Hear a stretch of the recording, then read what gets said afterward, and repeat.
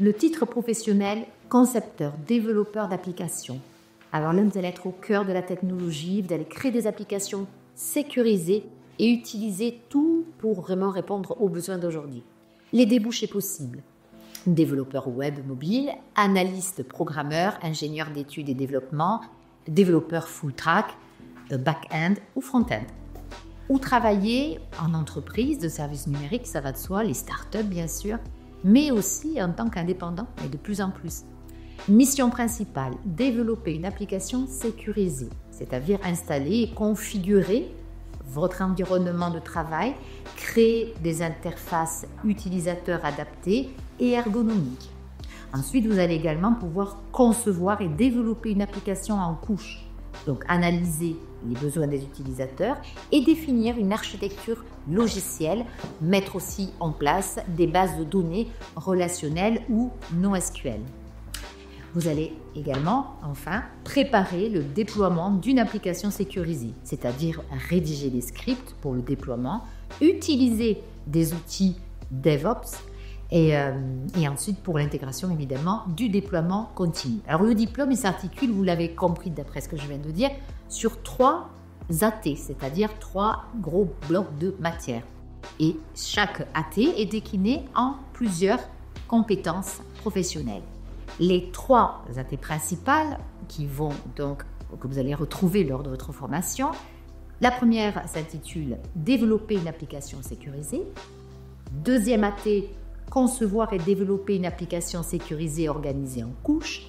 Et le troisième AT, enfin, préparer le déploiement d'une application sécurisée, comme je l'ai dit au préalable. La formation donc, se prépare et vous allez ainsi avoir l'apprentissage des langages de programmation, comme le Java, Python, etc. Également la maîtrise des outils collaboratifs, comme Docker ou Git, mais également tout ce qui est les projets pratiques, les projets pratiques pour créer des applications complètes, donc plusieurs types de technologies.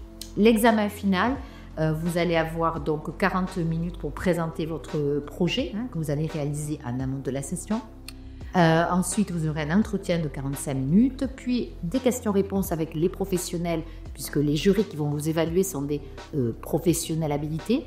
Ils vont vous évaluer sur les connaissances, compétences, mais aussi sur les aptitudes pour le métier, bien sûr.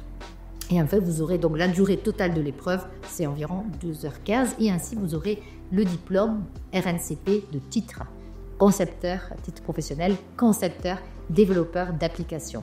Je serai ravie de vous accompagner dans votre projet. Sachez que vous avez la possibilité d'utiliser vos fonds CPF, mais pourquoi pas aussi vous aider pour d'autres types de financement. Nous avons un service dédié à cela, mais aussi pourquoi pas proposer vos services en tant qu'alternant à des entreprises, start-up, etc. qui pourront peut-être par la suite d'ailleurs vous embaucher.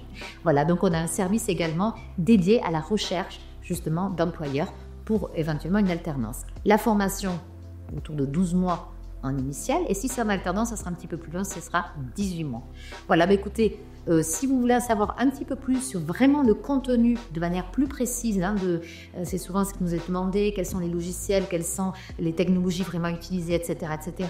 Vous en saurez plus en étudiant le référentiel de compétences et évaluation que nous vous avons bien hébergé sur notre site internet à l'emplacement matière.